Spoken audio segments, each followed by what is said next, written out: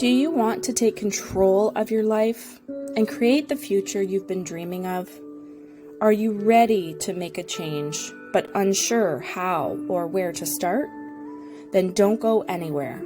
Through stories, advice, and lessons learned, we will share with you our experiences of failing forward, letting go of fear, and following our passions.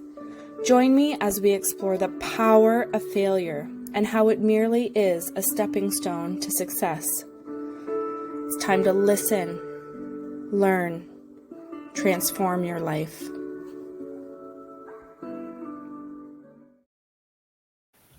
Welcome, Jennifer. I'm so excited to have you on the show today.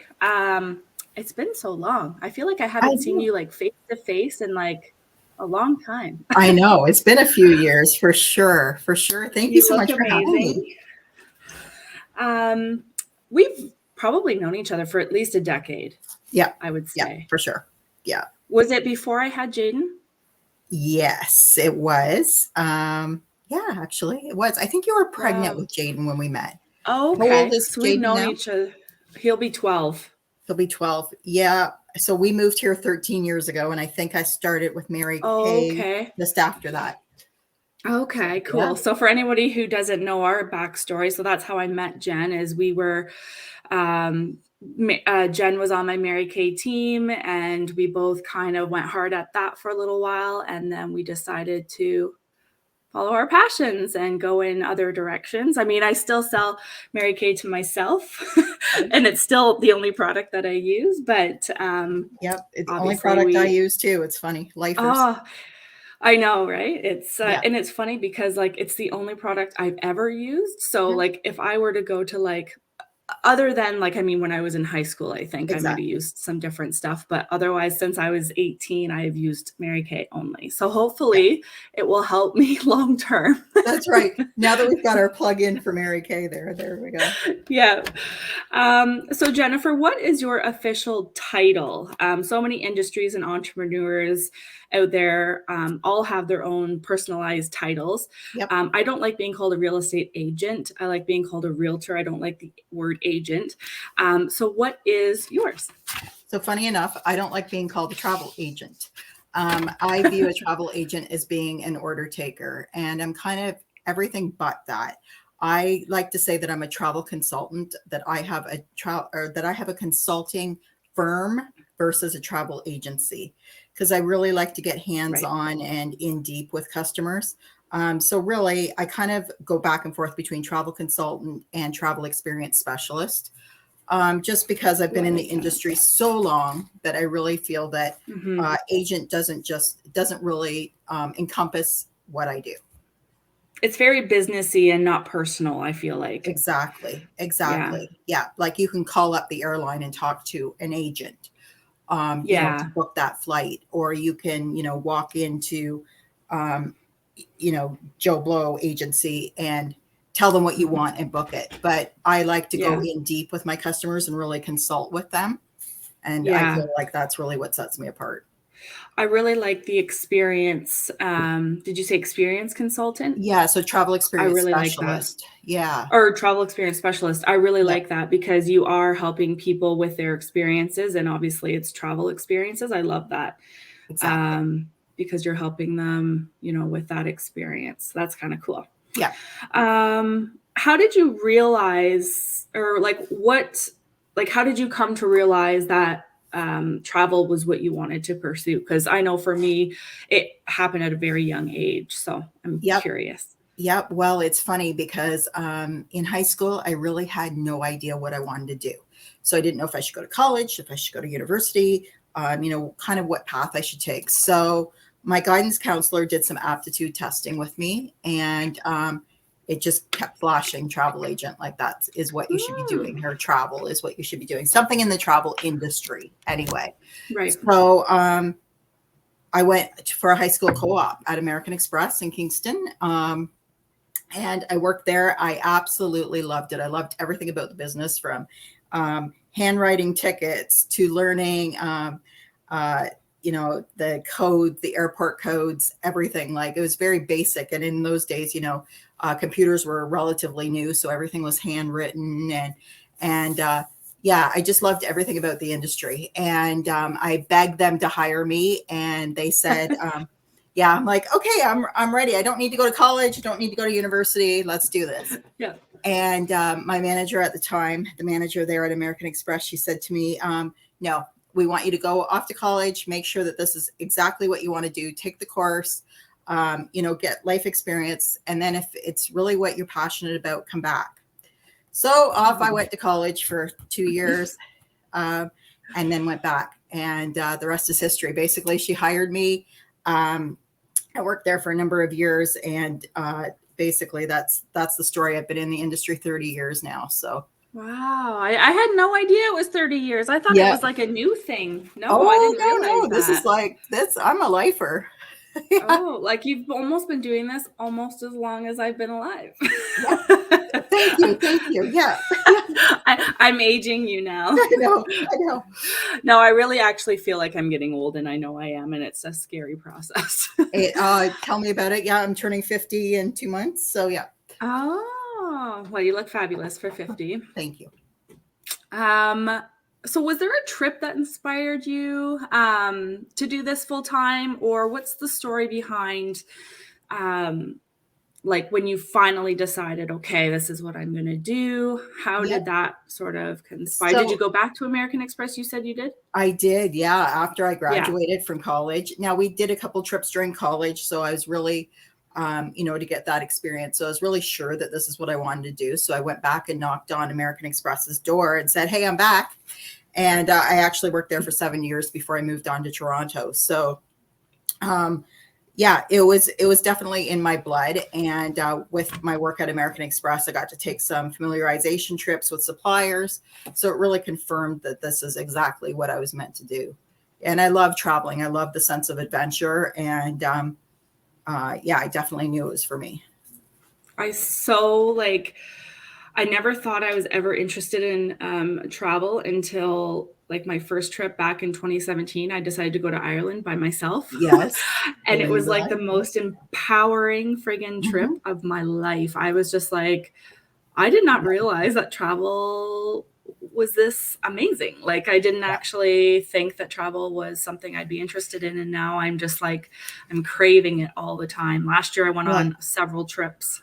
Yeah, it's super empowering. And especially when you do it on your own, right? It's amazing. Yeah. What do you love most about what you're doing?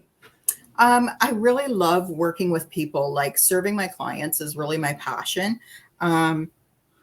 And just making sure that they have that dream experience. And of course, the perks of being able to travel a little bit isn't bad either. Of course. Yeah. Like people think travel agents, or travel consultants or whatever, travel for free all the time, blah, blah, blah. It's definitely not the case. Our opportunities are, few and far between and hard earned. But when we do get those opportunities, we definitely appreciate them. Were you in Ireland or Europe earlier this year, or later last year, I guess? I was in July. I took a group of 25 to Ireland, actually. Oh, and I was so tempted. I'm like, I want to go again. Yeah. Well, I had just been a few years before and I absolutely loved it. So I'd been working on it since then. But of course, COVID hit and kind of messed up all the plans. So we finally got to go in July, and it was my first time escorting a big group like that. And it wasn't a big group. It was actually a small group in comparison to others, but we had a fabulous time. It was just definitely the way to go. Did you do like the loop or? So we went out of Dublin over to Galway and then down and around. So we did like Cork and New Ross and then back up to Dublin. Oh, okay. Yeah, we sort of did that too when I was on mine. I think we definitely went to Cork. Yeah. Is that where all the colorful houses and stuff are? That is Cove, actually. That's where the last stop of the Titanic was. Yeah, and it had like a beautiful, yeah. So we went there. Bridge with all the locks. I remember a bridge. Yes. Yeah. So it was just, and it was. Yeah, it was an amazing, like Ireland, of course, that's like my favorite destination, right? Like that I could live there and be totally happy. It's not, it's lovely. Absolutely lovely. I really loved the Giant's Causeway. It's such a different place. Did you Yes. guys go there? So I haven't done Northern Ireland yet, but it's I am planning hopefully in 2 years to do a group trip there to do Scotland Oh. and Northern Ireland. So yeah, it's Okay, exciting. well, sign me up for that trip Yeah. because I want to go to Scotland too. Yeah.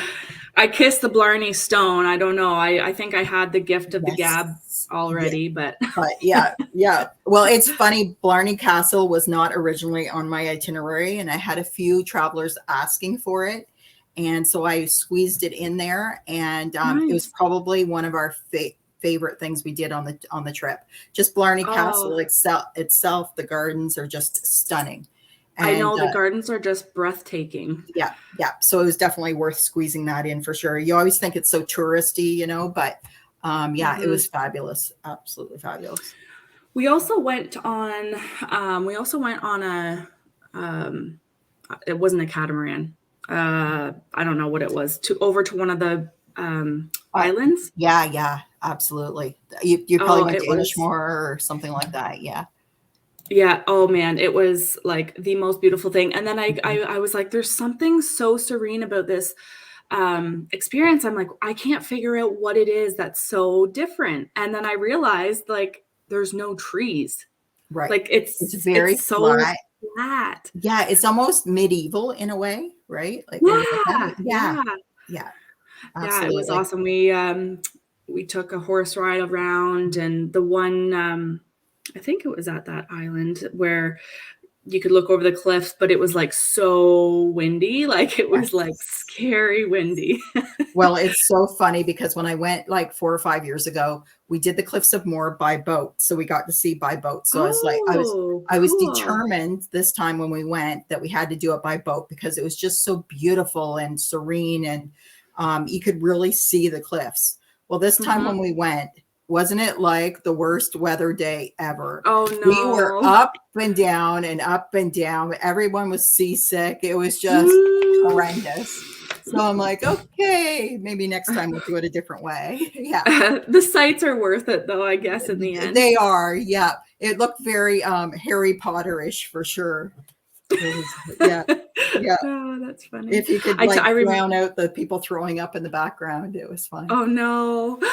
I remember taking a picture at the Cliffs of Moher, and it was very cool. So, like, after my trip and I was going through my pictures and I was uploading them on Facebook, in the Yeah. one picture, it literally looks like a woman in the rock. I Yeah. had no like, I didn't see it when I took the picture, Yeah. but once I took it, I was like, "Whoa, that's so I cool." know. I know. Yeah. We could talk about Ireland all day. Oh, I Like know, I know. seriously. Yeah. I love it. Yeah. So everyone wants to go to Ireland now, and they have to come to you to get Absolutely. their trip planned. So I believe last time we talked, you had said that you were specializing now in certain areas of traveling. Is that common for the travel industry to kind of have a niche sort of? Yeah. Um, It's really starting to be the trend now in the travel industry. It's really hard in the travel industry to be everything to everyone. Um, mhm. so as an entrepreneur and as a one person show, I Yeah, really had to take a step back and really focus on what is bringing me passion, and of course be able to make money, right? So I've had to yeah, cut back on a few things that I offer, but I really specialize. My specialty is definitely ocean cruising, river cruising, anything Europe, FITs, tours, that sort of what's thing. FIT? So that's independent travel. So creating a customized itinerary. Oh, Yeah. okay. So right now I'm actually working on a couple. I've got one on the go for France, one on the go for Italy. So that's a lot of piecework. So when you're doing that, it really, it requires time, right? So there's other Yeah, things you just can't be interrupted with yeah, that I've had to step back from.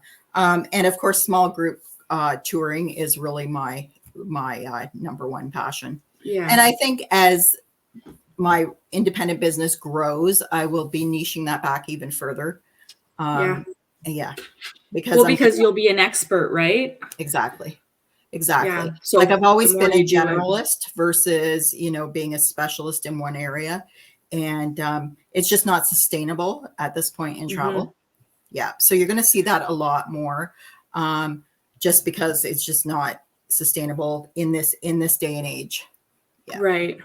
That makes sense. You should start a YouTube channel of like places to see and things to do and that Yes, kind of thing.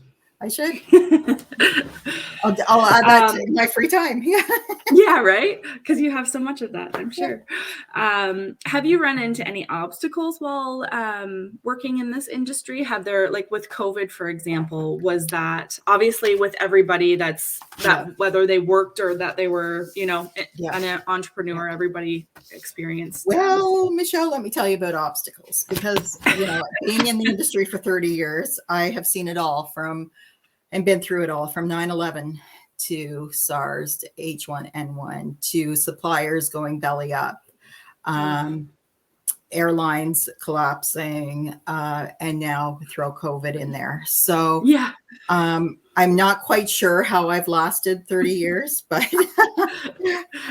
what doesn't kill you that's where your true passions shine, right? Obviously. Yeah, what doesn't kill you makes you stronger, I guess. For sure. So there is always an obstacle in travel. There's not a day that goes by where I'm not faced with something where I go, oh my God, like now what? Between schedule changes, lack of communication with suppliers. There's always obstacles. Has there ever been a situation? So if you've planned a trip for myself and my husband and my family or something, and we're mid-trip and there's something that happens, do we call you and go like, Jen, we need help? Absolutely. So that's kind of what sets me apart. Because when you call me, you're not getting an 800 number. I don't have an after hours service. I am the after hours service. So when clients were traveling during COVID, I had 28 travelers out of the country when COVID hit. And not one of them, at that time I was in an agency, and not one of them had to go to the after hours service. They all talked to me directly, which is kind of, where I thought I could be doing this. I could be doing this on my own versus being in an agency. And I spoke to all 28 of those travelers and got all 28 of them home. So I'm always available. Crisis management is part of the job. Yeah. And you have to be able to handle that. Yeah, creatively during crisis. Exactly. Like there was the crisis where, your cell phone doesn't stop, suppliers are hanging up on you. You're on hold with suppliers. Last week I spent 23 hours on hold with a certain supplier before I finally got through. Oh man. Oh no. Like every day you'd give up, try again the next day. So 23 hours later, I finally got this resolved. So it's, if clients are away, they're in crisis, they call me directly and I'm their advocate and their crisis management specialist. Not to mention all the time zone change differences, right? Exactly. Yeah. So I couldn't imagine the stress. Like you'd have to keep your phone on. I do. Sleep, right? Yeah. I'm pretty good when people are traveling. Like I tend to work so I don't have 5,000 people traveling at once. Yeah. So I tend to work more on quantity or quality versus, having 8,000 people out of the country. Yeah, that's right. Yeah. So I want to ask, and now you did mention that Europe kind of was your favorite place, but did you have like a specific place that is your favorite or destination or whatever? Funny enough, I still loved it. Like Ireland is my northern place that I love to go.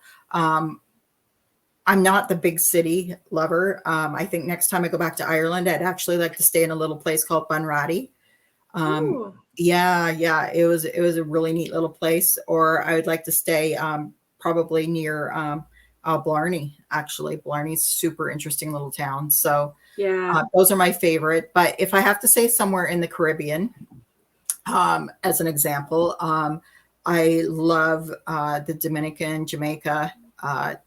Both of those are fantastic. And oddly enough, I'm very particular, but I do love Cuba just for the beaches. Yeah, I've never been to Cuba. I've only ever been to Dominican once. But if you're a foodie,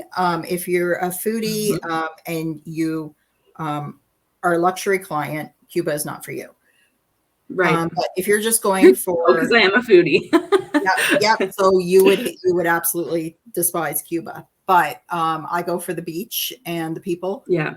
and the culture, and yeah.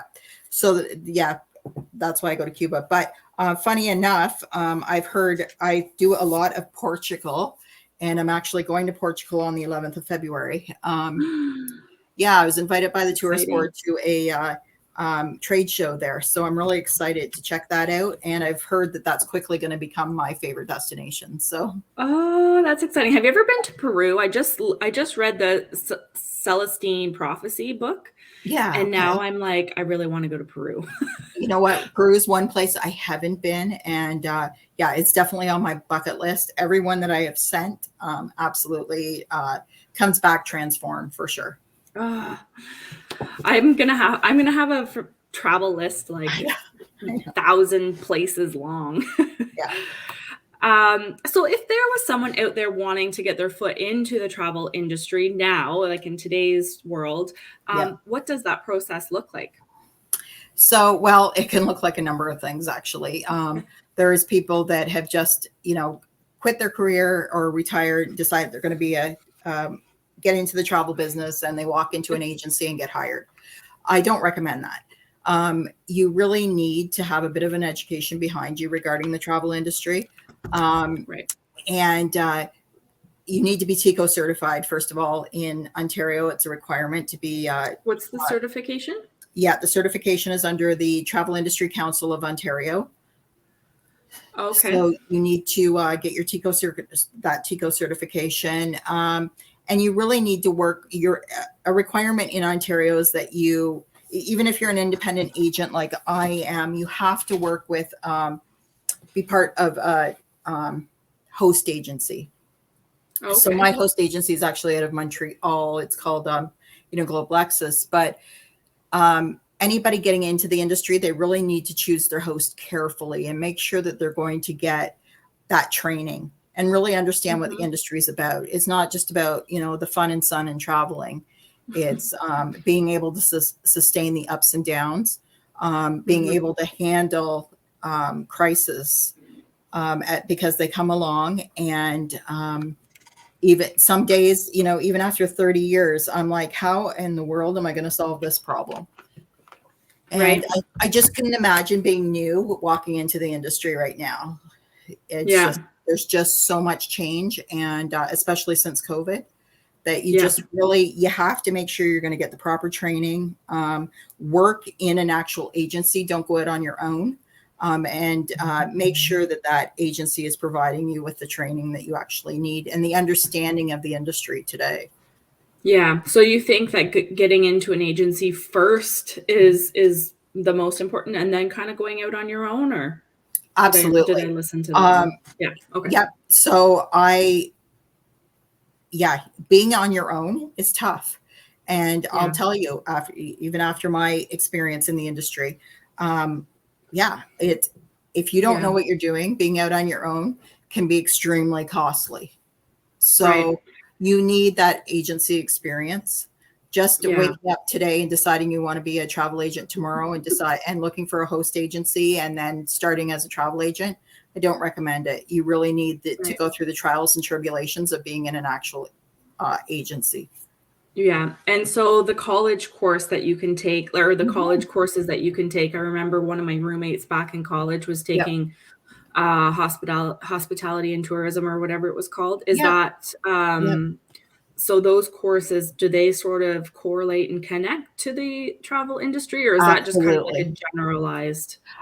Well, at the time when I did it, it was very generalized. So I did like the travel tourism program. So it kind of gave you an overview of the entire industry.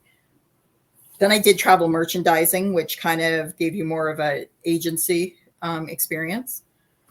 And it also teaches you things like the GDS, the computer systems, um, ticketing, that sort of thing, the ins and outs of ticketing, because a lot of agencies now don't even issue their own tickets. So Oh, so you just really need to do your research before you think, oh, I love to travel, so I'd love to be a travel agent. It just, yeah, doesn't yeah, work like that. doesn't work like Now, would that. you would you suggest, now that you've been doing this for 30 years and you were kind of generalistic in the sense and then kind of specialized, if Yep. someone was starting right now, would you say to them, pick a road and Yep. just go on that road? Like pick a Absolutely. specialty. Yep. Yep. Now you don't get that luxury when you're in an agency. Unfortunately, Okay. you're known as a You get what you're given. yep, yep. You take what comes along. But there are specialists out there who have just gotten into the industry and have a passion, say, for Disney. Disney's something that I just don't do. It's not something I'm passionate about. And there's just, there's other things I'd rather focus on at this point. Yeah. But there are people that are specifically getting into the industry because they have been to Disney 500 times. They know the ins and outs, the tricks to getting this and that. And that's where I would say you should go in and specialize if that's, really your passion. But the Disney family destination kind of specialist or something. Exactly. But if you just join the industry, today and wanted to specialize in luxury cruising, you'd probably find it challenging, right? Because you don't have that overview of the entire industry. Exactly. Right. Yeah. So for a quick little plug, who is your ideal customer? So we've kind of already talked a little bit about this, but who are you looking to help with their travel needs? So anybody that is looking to, I know we kind of did cover it, but let's recap, Sure. Who your ideal customer is. I tend to work with a lot of professionals who just lack time. They already outsource other areas of their lives. Like they have, the landscaper, a personal, trainer, that sort of thing. There's somebody who doesn't have, time to be surfing the internet and checking 8,000 different options. They just want to they want to have a session with me, discuss what they're looking for, and kind of leave the planning in my hands. And that's really, and creating that perfect itinerary for them, and putting their trust in me is basically one-stop destination shop. Exactly. Yeah. Awesome. So how can people get in touch with you? Yeah, wonderful. So my website is the best way to get in touch with me, because then you can just pop into my calendar and set up a consulting session with me. It's inspiredwanderertravel.ca. inspiredwanderertravel.ca. Very good. It's been a pleasure getting to know a little bit more about what you do and your story. I appreciate your time with us today, and I will definitely contact you when I'm ready to hit up Europe and Scotland. Awesome. I would love to take my dad there. So thank you, everybody, for tuning in. We hope that we brought value to you today. I want to encourage and remind you to listen to your gut, follow your heart, so you can live the life you dream of living, because you deserve it all. See you next time.